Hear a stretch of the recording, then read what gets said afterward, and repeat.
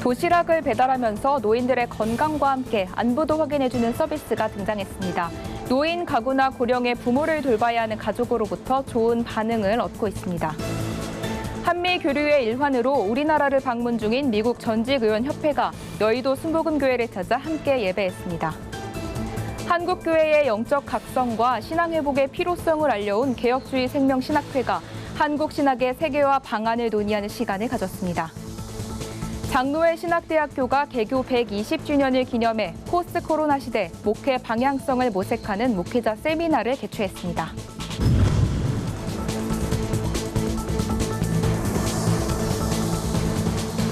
여러분 안녕하십니까? 구티비 뉴스입니다. 4년 뒤면 우리나라 인구 5명 중 1명은 노인이 될 것으로 예상되면서 노년층을 위한 서비스에도 관심이 높아지고 있습니다. 최근에는 노인 전용 도시락을 배달하면서 안부까지 확인해주는 돌봄 서비스가 등장했는데요. 노인 가구나 고령의 부모를 돌봐야 하는 가족들의 반응이 좋다고 합니다. 김민주 기자가 취재했습니다. 거동이 불편한 어르신 집으로 도시락이 배달됩니다. 배달원은 도시락을 건네며 안부를 묻고 잠시나마 말벗이 되어줍니다.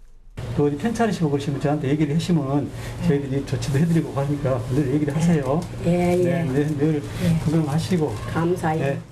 혼자 사는 어르신들은 도시락도 맛있지만 안부 인사가 반갑기만 합니다. 좋아요, 편리하고. 반찬도 내 입이 맞고. 고마워요, 너무 고마워. 사회적 기업인 사랑과 선행은 2년 전 국내 최초로 시니어 전문 도시락 효도쿡 배달 서비스를 선보였습니다. 지역 어르신들의 영양관리는 물론 고독사를 예방하기 위한 안부도 확인해줌으로써 노인 가구나 고령 부모를 둔 자녀들에게 좋은 반응을 얻고 있습니다. 도시락의 경우 특허 기술을 적용해 치아가 약해도 섭취하기 쉽고 필수 영양소까지 두루 갖췄습니다. 영양에 대해서 소외받고 가족들분들에게 소외받는 어르신들에게 영양 도시락과 안부 안전을 확인해 드려서 고독사, 영양 문제를 해결하는 것이 저희 회사의 비전이고 목표입니다. 최근 사랑과 선행은 경기도 성남에 있는 한 교회와 함께 고령의 성도들에게 끼니를 제공하는 사역을 함께하고 있습니다. 이를 통해 근황을 묻고 소통하는 접촉점을 마련하고 있습니다. 찾아가서 만나고 그분들의 요즘 살아가는 이야기를 듣고 계속해서 연락할 수 있는 통로가 되어서 저희 입장에서 시니어 사역을 하는데 많이 도움이 됐습니다. 사랑과 선행은 현재 전국 각지에 효도쿡 유통망을 구축해 나가고 있습니다. 2025년 국민 5명 중 1명이 65세 이상이 되는 초고령 사회 진입이 예상되는 만큼 매일 집을 찾아가는 도시락 배달의 특성상 노인 고독사나 갑작스러운 질환에 대처하는 데도 도움이 될 것이라고 회사 측은 기대하고 있습니다. 구티비 뉴스 김민주입니다. 2년 전 한국을 처음 찾았던 미국 전직의원협회 FMC가 한미 양국의 활발한 교류를 위해 다시 한번 방한했습니다. 이들은 방한 기간 중 여의도 순복음교회를 찾아 함께 예배하면서 양국 교류에 한국교회가 큰 역할을 하고 있다는 것을 보여줬는데요. 오현근 기자가 보도합니다. 미국 전직의원으로 구성된 FMC가 코로나 이후 처음으로 한국을 찾았습니다. 방한단은 여의도 순복음교회를 방문해 함께 예배하는 시간을 가졌습니다. And our common bond begun in war, but strengthened through peace and prosperity, is so strong because it is nurtured and made a priority by all of us. Our delegation's experience in your country most certainly has been a reminder of that. 이날 예배엔 특별히 정세균 전 국무총리도 함께 참석해 FMC 방한단을 환영했습니다. 한미 관계 새로운 시대를 열어가는데 아마 크게 도움이 될 것이라고 생각하면서 앞으로 유일한 동맹국인 미국과 한국이 협력해서 꼭 평화와 번영의 동북아시아 한반도를 만들어가도록 노력하고 또 그렇게 되도록 하나님께 기도합시다. 이번 방문은 미국 정치계에 한국에 대한 이해도를 제고하는 한편 한국 기업과 기관에 도움이 되는 것은 물론 한미 양국 교류의 교도보가 됐다는 평가를 받고 있습니다. 여의도 순복음교회 이영훈 위임 목사는 경제와 안보가 중요한 이때 FMC가 코리아 의회 스터디 그룹을 조직함으로써 한미 동맹을 강화한 것에 대해 감사의 뜻을 전했습니다. 이번 FMC의 방안은 한미 동맹에 양국이 한 걸음 더 내딛었다는 데 의미가 있습니다. 특히 이날 여의도 순복음교회 방문은 양국 교류에 기독교가 중심 역할을 했다는 것을 여실히 보여줍니다. 구티비 뉴스 오현근입니다. 개혁주의 생명신학은 성경이 우리의 신앙과 삶의 유일한 표준임을 믿고 개혁주의 신앙을 계승하려는 신앙운동인데요. 이를 토대로 한국교회의 역적 각성과 신앙 회복의 필요성을 알려온 개혁주의 생명신학회가 교회의 본질 회복 방안을 모색했습니다. 최상경 기자의 보도입니다.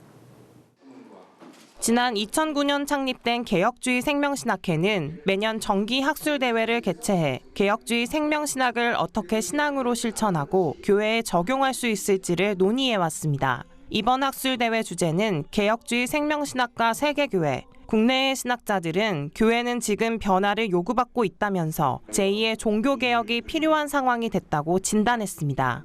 그러면서 성경적 원리와 종교개혁의 정신을 강조하는 개혁주의 생명신학이야말로 오늘날 교회의 변화를 이끌어낼 수 있는 새로운 대안이 될 수 있다고 내다봤습니다. 개혁주의 생명신학이 강조하는 이 생명은 예수 그리스도의 생명이고 성령입니다. 말씀과 함께 역사하시는 성령, 이것은 세계 기독교 역사에 굵직굵직한 변화를 가져온 결정적인 요인이었습니다. 참석자들은 개혁주의 생명신학의 세계화를 통해 전 세계 교회들의 영적 회복을 이끌어야 한다는 데 인식을 같이 했습니다. 특히 성경에 근거한 바른 관점으로 교회와 성도들이 세상에서 성경대로 살아갈 수 있도록 다양한 실천 방안 등을 마련해야 한다는 게 우선 과제로 꼽혔습니다. 바른 신앙적 원리와 또 개혁주의 생명신학 구호를 외침에 끝나지 말고 정말 이거 실천적으로 참여할 수 있는 길이 무엇인가를 매뉴얼을 만들어서 제안하는 것도 매우 중요하다고 생각합니다. 그래서 결론적으로 여러분들한테 말씀드리고 싶은 것은 하나님 앞에서 삶으로 나가는 방법을 제시하는 겁니다. 이미 학술지의 영문 번역을 동시 발간하면서 세계화를 준비해온 개혁주의 생명신학회는 세계교회와 본격적으로 소통하면서 개혁주의 생명신학이 확산하는 데 주력할 계획입니다.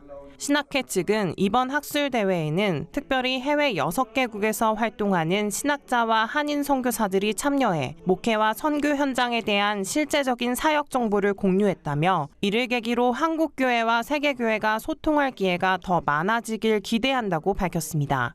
구티비 뉴스 최상경입니다. 장로회 신학대학교가 개교 120주년을 기념해 포스트 코로나 시대 목회의 방향성을 모색하는 시간을 마련했습니다. 시대에 맞는 목회적 시각을 제시하며 온라인 사역의 중요성을 강조했습니다. 진은희 기자가 취재했습니다. 올해로 개교 120주년을 맞은 장로회 신학대학교가 이를 기념해 포스트 코로나 시대의 목회 방향성을 모색하는 시간을 가졌습니다. 세미나는 한국 기독교 교육의 산실인 장신대가 코로나 시대 속에 한국 교회가 나아가야 할 본질을 되짚고 예배와 설교 사역의 방법을 나누기 위해 개최했습니다. 우리 장로회 신학대학교가 우리 한국의 역사와 함께 해왔고 어려울 때 희망이 됐고 그리고 기쁠 때 진정한 기쁨의 근원을 하나님께 영광 돌리는 삶을 살아왔는데 교회와 목회자들에게 교육적 봉사와 나눔을 하기 위해서 이렇게 120주년 기념 목회자 세미나를 개최하게 됐습니다. 이날 세미나에서는 현장에서 사역하는 목회자들에게 실제적인 방법을 제시했습니다. 첫 발제자로 나선 김운용 총장 서리는 코로나와 같은 재난 상황은 전통적으로 이어오던 예배의 형태나 장소 등의 큰 변화를 이끌어냈다고 말했습니다. 그러면서 비대면 예배에 익숙해진 성도들을 위해 전통의 틀에 얽매이지 말고 온라인 사역을 더욱 성장시켜 나갈 필요가 있다고 강조했습니다. 코로나 시대 현장 예배 활성화에도 노력해야 되지만 편리함에 빠진 교인들을 어떻게 깨울 것인가. 온라인 영역도 함께 개발하여서 젊은 세대를 예배 자리에 세우는 것. 김 총장 서리는 이어 설교 시간에 미디어를 통한 시각적 자료를 제시함으로써 오히려 성도들의 상상력을 제한할 수 있게 됨을 우려하는 목소리에 대해서는 미디어 리터러시, 즉 미디어 매체 이해력의 기준점을 제시했습니다. 설교 가운데서 최소화하면서 활용을 잘하게 된다고 한다면 도움이 된다고 생각되는데요. 설교의 미디어를 활용하는 것은 항상 보조 도구로 사용이 돼야 된다라고 하는 그런. 세미나에선 또 목회자들이 설교 사역에 있어서 본인의 신학적 고백을 점검하고 본질 회복을 위한 노력도 소홀히 하지 말아야 한다는 내용이 강조되기도 했습니다. 구티비 뉴스 진은입니다. 한국기독교교회협의회 이홍정 총무가 세계 한인 방송사들이 한반도의 종전을 위해 힘을 모아줄 것을 요청했습니다. 이홍정 총무는 세계 한인 기독교 방송협회와 사단법인 세계 한인 방송협회 신임 회장인 김명전 구티비 대표와 만나 지난해부터 400여 시민단체와 함께 2025년 평화협력 체결을 목표로 한반도 종전 운동을 벌이고 있다며 이같이 전했습니다. 김명전 회장은 통일은 국가의 명운과도 직결된다며 적극 협력하겠다는 뜻을 밝혔습니다. 국내 크리스천 기업인들의 모임 한국기독실업인의 CBMC가 오는 8월 19일부터 21일까지 제47차 CBMC 한국대회를 온라인으로 개최합니다.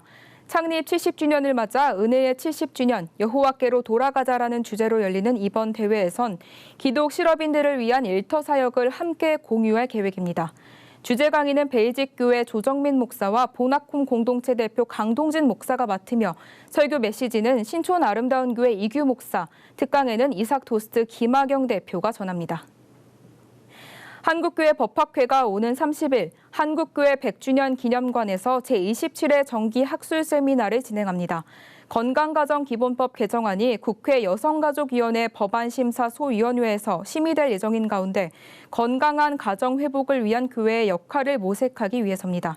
이번 세미나에서는 관련 전문가들과 건강가정기본법 개정안에 대해 함께 살펴보고 가정의 신학적 의미를 조명해 볼 예정입니다. 오늘의 이슈 포커스입니다. 내년 3월 대선을 앞두고 정치권의 대권 레이스가 본격적으로 시작됐습니다. 더불어민주당은 오는 30일까지 대선 후보 등록을 받고 2주 뒤에 예비 경선을 거쳐 본 경선에 나설 후보 6명을 추립니다.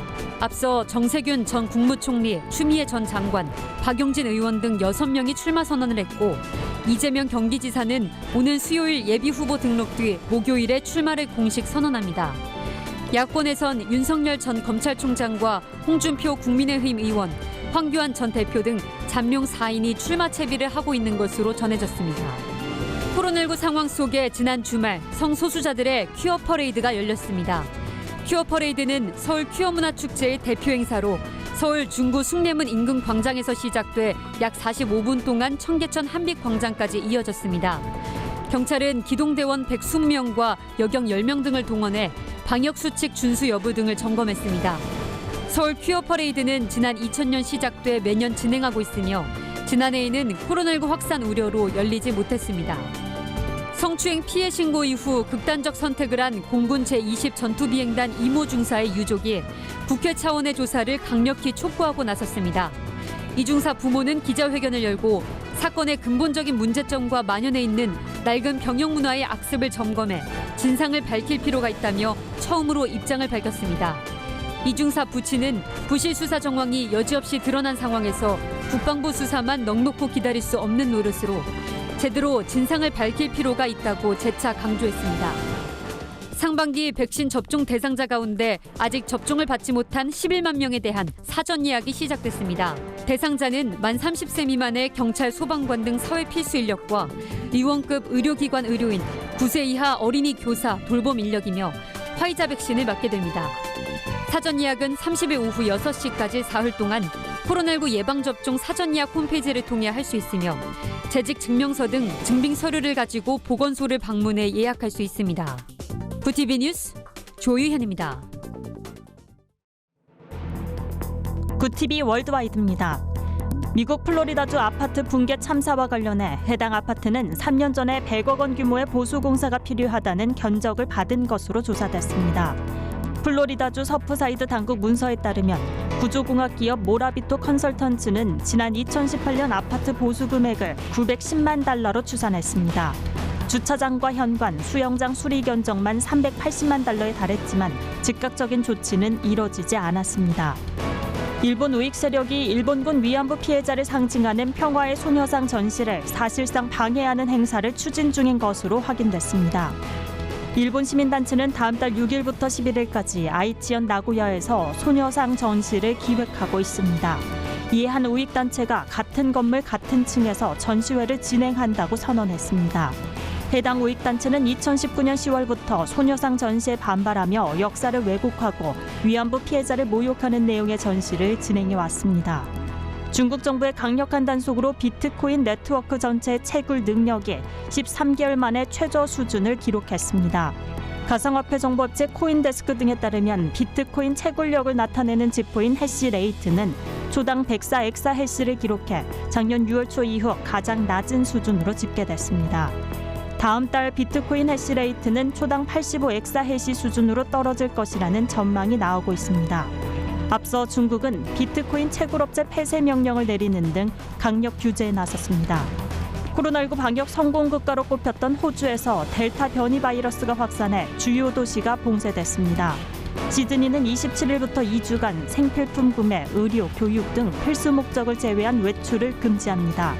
시드니 본다이 해변 일대에서 델타 변이 확진자가 100명 이상으로 나오자 봉쇄 조치에 들어간 것으로 풀이됩니다. 이 밖에도 다윈, 팔머스톤, 리치필드 등 세 도시에서 이틀간 강력한 봉쇄에 들어갔습니다. 굿TV 뉴스 한혜인입니다. 노인이 되는 것은 쉽지만 노인으로 살아가는 것은 어렵다는 말이 있습니다. 나이가 들수록 고독과 빈곤, 질병으로 인해 어려움을 겪는 경우가 많다는 건데요. 소외된 노인들을 위해 한국교회는 무엇을 할 수 있을지 현실적인 고민과 실천이 필요해 보입니다. 이상으로 뉴스를 마칩니다. 오늘도 함께해 주신 여러분 고맙습니다.